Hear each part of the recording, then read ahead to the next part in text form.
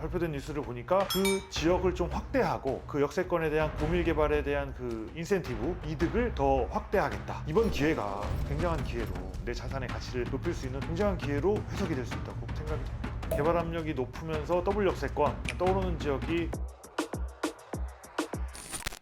대표 혹시 오늘 뉴스 보셨나요? 오세훈 시장이 서울 역세권 활성화 정책을 발표를 했는데 여기에 대한 내용 아시는지 해가지고 봤어요. 사실 이게 기존에 있었던 정책이에요. 그래서 서울의 그 도심으로 이렇게 볼 수 있는 지역에 한 150여 개의 그 역세권의 개발을 고밀화하겠다라는 그런 계획을 한번 발표했었는데, 오늘 발표된 뉴스를 보니까 그 지역을 좀 확대하고 그 역세권에 대한 고밀 개발에 대한 그 인센티브, 이득을 더 확대하겠다. 이런 내용으로 발표를 한 것 같더라고요. 그리고 내용을 살펴보면 강남 지역에만 집중된 그 고밀화를 서울 전역의 역세권을 중심으로 해서 개발을 진행을 하겠다. 이 정책에 대해서 혜택 같은 거나 이런 거 말씀해 주실 수 있어요? 먼저 가장 눈에 띄는 부분은 용적률 완화예요. 용적률을 최대 1300%까지 완화해 주겠다. 네, 엄청난 숫자죠. 훨씬 증가된 용적률을 적용해서 고밀화 시키겠다. 이런 게 아주 눈에 띄고요. 두 번째로 범위 확대가 또 눈에 들어와요. 기존에 있던 150개의 역세권에서는 역을 중심으로 350m 범위 내에서 어떤 그 고밀 개발을 하겠다라는 활성화 대책을 발표했었는데, 지금은 500m로 그 범위를 확장했어요. 그 범위가 넓어지고 개발을 할 수 있는 지역이 늘어난다. 그리고 사업 기간을 좀 단축하기 위해서 인허가 관련해서 최소 5개월 이상 단축하겠다. 과거에 있던 그 절차를 통합해서 기간을 한 5개월 이상 단축해 보겠다라는 그런 내용이 눈에 띄고요. 그리고 마지막으로 이제 공공기업 부분이에요. 도심 개발을 하다 보면 아무래도 주거용도 같이 공급이 되거든요. 그때 이제 공공기업 부분, 과거에는 이제 늘어나는 용적률의 50%까지 공공기업으로 제공을 하라고 했다면 지금 30%로 완화해주겠다. 단 강남은 제외. 강남은 50% 유지일 겁니다. 수요가 많아지고 공급이 줄어드는데 공급을 늘리기 위한 정책일까요? 공급을 늘리기 위한 정책이기도 하고, 지금은 강남에만 많이 치중돼 있는 어떤 개발 압력과 지역의 가치를 널리 퍼뜨리고 싶다라는 의지를 표명한 걸로 보입니다. 그리고 이건 뭐 제 개인적인 생각인데, 서울시장 선거를 오세훈 시장이 앞두고 있잖아요. 그렇다 보니까 뭔가 좀 보여주고 싶은 어떤 마음도 있지 않은가라는 생각도 들고요. 지역 선정에 대해서 사람들이 굉장히 궁금해할 것 같은데 후보지들 한번 추려주실 수 있어요? 제가 뭐 점쟁이는 아니지만 그래도 이제 서울 지역을 많이 아는 사람으로서 개발 압력이 높으면서 더블 역세권, 이건 뭐 틀릴 수도 있지만 제 개인적인 의견입니다. 떠오르는 지역이 지금 생각나는 데는 까치산 역세권 생각나고요. 보라매 역도 해당되지 않을까라는 생각이 들고요. GTX 관련해서 이렇게 개발 압력이 많이 들어와 있는 뭐 연신내라든지 아니면 상봉역이라든지 이런 지역들이 아마 사업을 추진하기가 그나마 좀 적합한 그런 지역이 아닐까라고 감히 예상해 봅니다. 이게 어떻게 보면 정비 사업이잖아요. 여기 땅을 가진 사람들을 다 일일이 설득해야 될 텐데 쉽지 않죠. 서울시에서 과연 어떻게 이 사업을 추진할까요? 강남 지역에서 이런 류의 사업이 안 되는 이유는 이미 그 땅의 가치가 좋고 독립적인 그 필지 하나하나만의 자산 가치도 클 뿐더러 그분들 정말 잘 먹고 잘 살고 있거든요. 그렇기 때문에 그런 지역에서는 안 맞아요. 근데 아까 제가 앞서서 얘기했던 그런 지역들은 약간 애매한 지역이라고 해야 되나? 더블 역세권임에도 불구하고 지역의 노후도라든지 그런 거를 고려했을 때 설득이 좀 되지 않을까라는 관점도 포함해서 제가 이제 말씀을 드린 거예요. 물론 이제 해당 지역에도 괜찮은 입지에 괜찮은 건물들은 이 사업에 아마 반대를 할 거예요. 이미 잘 살고 있는데 내가 왜? 라고 이제 하겠지만 그 이면에 있는 지역들은 또 동의를 할 수 있고, 정비사업은 특성상 동의율로 인해서 또 사업이 진행될 수 있는 그런 여지가 있기 때문에 제가 앞서서 이야기한 그런 지역들과 같은 분위기의 지역이라면 설득이 좀 되지 않을까. 특히 그런 지역에 포함되는 지역의 이제 토지주라든지 투자자 입장에서는 좋은 기회가 될 수가 있어요. 이번 기회가 굉장한 기회로 내 자산의 가치를 높일 수 있는 굉장한 기회로 해석이 될 수 있다고 생각이 됩니다. 오세훈 시장이 마리나베이 샌즈 뭐 이런 것처럼 레지던스 같은 거를 짓는다고 했는데 얼마나 걸릴까요? 정비사업 특성상 10년 이상, 정말 20년도 걸릴 수가 있어요. 그래서 아마 오세훈 시장이 이런 발표를 하고 정치적으로도 자기가 힘을 얻기 위한 부분이 있을 수 있는 게, 해당 지역에 해당하는 사람들에게는 오세훈 지지가 좀 많이 올라가지 않을까라는 그런 관점에서의 해석도 있습니다. 정비사업은 쉬운 게 아닙니다. 권리관계, 이해관계가 너무 복잡하기 때문에